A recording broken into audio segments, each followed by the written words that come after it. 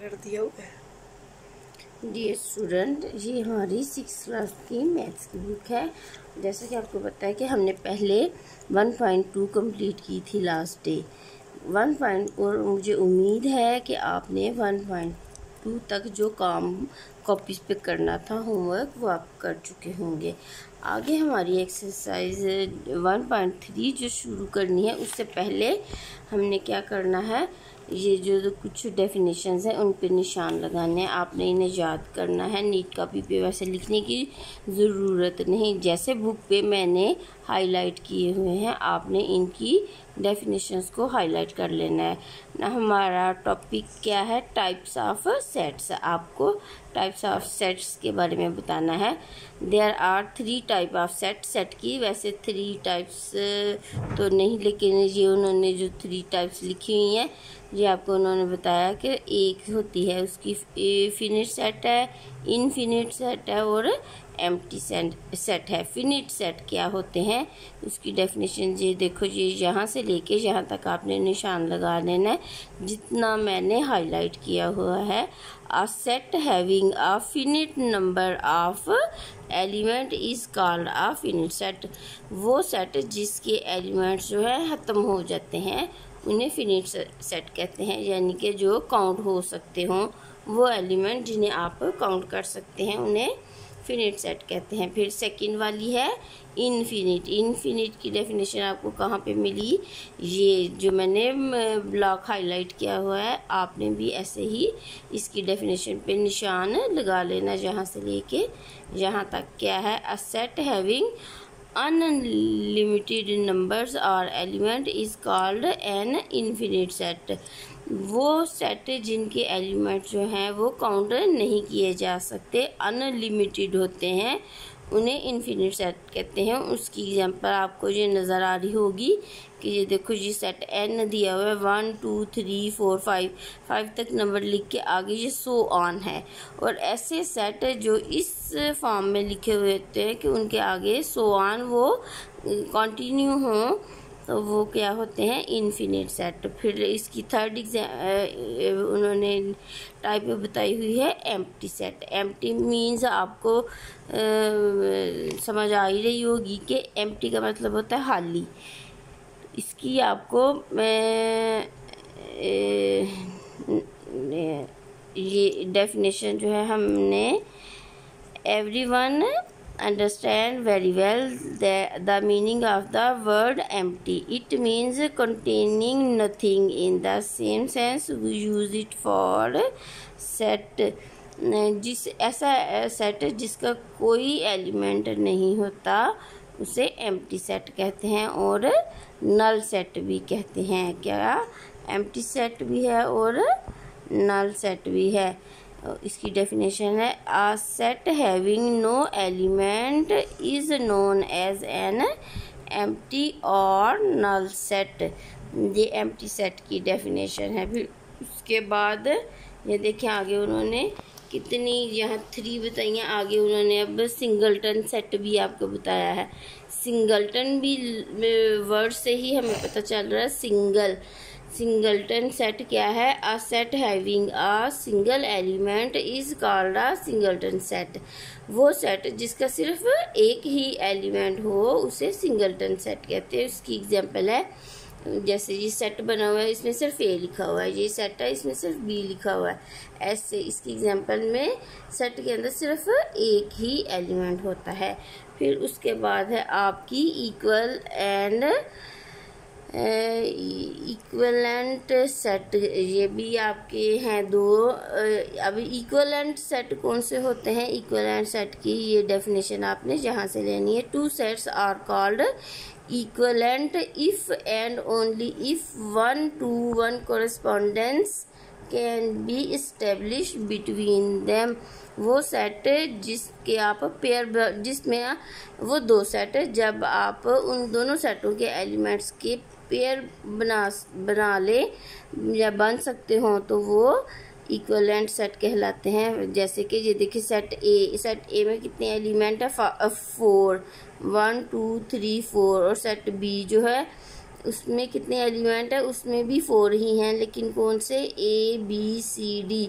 ये A1 और ये एक पेयर आपका बन गया, यहाँ ये 2 है उसका B के साथ पेयर बन गया, 3 है 3 का C के साथ पेयर बन गया, और 4 है 4 का D के साथ पेयर बन गया। ये आपके सारे इस दोनों सेटों के एलिमेंट जो है पेयर्स में, इसके एलिमेंट 4 हैं तो इसके भी 4 हैं। जब एलिमेंट्स के नंबर्स जो हैं वो एक जैसे होंगे, यानी कि जितने एलिमेंट A में उतने ही B में होंगे, तो वो इक्विवेलेंट सेट होगा। और ये इक्विवेलेंट सेट की डेफिनेशन है आपकी, यहाँ से लेके यहाँ तक आपने हाईलाइट कर लेनी है। फिर उसके बाद है आपकी ये नीचे है नॉन इक्विवेलेंट की। नॉन इक्विवेलेंट सेट जो हैं वो कौन से होते हैं, 2 sets are called non equivalent if 1-to-1 correspondence cannot be established between them।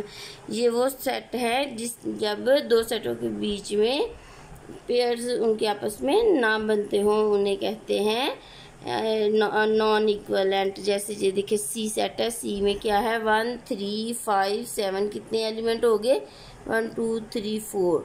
और इसमें कितने एलिमेंट है, D में AEIOU वावल है, इसमें है 5।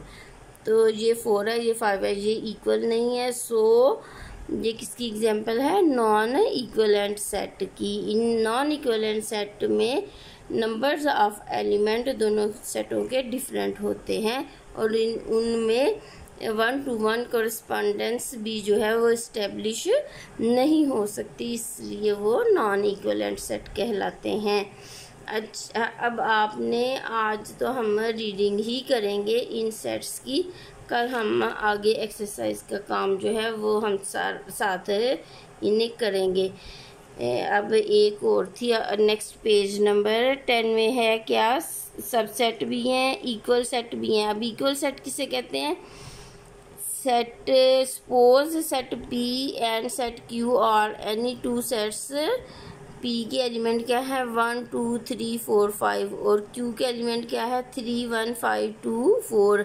अब इन दोनों सेट्स के एलिमेंट जो हैं वो एक जैसे हैं, जैसे इधर 1 है तो यहाँ पे भी 1 मौजूद है, Q में भी 1 है, P में 2 है तो Q में भी 2 मौजूद है, P में 3 है तो Q में भी 3 है, P में 4 है तो Q में भी 4 है, और P में 5 है Q में भी 5 मौजूद है। दोनों के एलिमेंट क्या है, एक जैसे हैं, सेम हैं। जब दोनों के एलिमेंट सेम होंगे, एक जैसे होंगे, तो वो इक्वल सेट कहलाएंगे।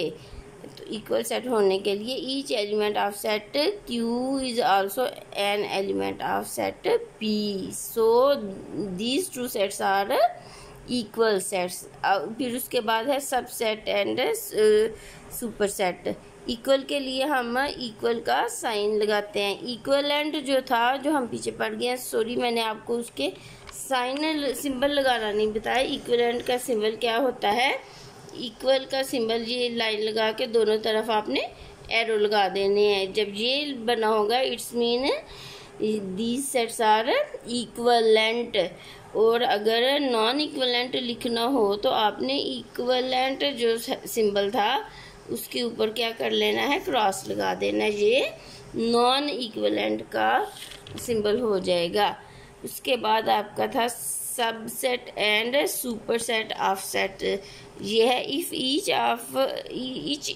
Each element of a set A is also an element of set B, then the set A is called subset of set B, which is denoted by the symbol। ये देखिए ये है subset का symbol.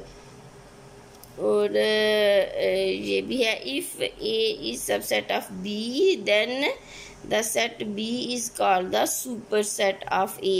अगर A के सारे element जो है वो B में मौजूद हो तो क्या कहते हैं, A जो है वो सबसेट है B का। और if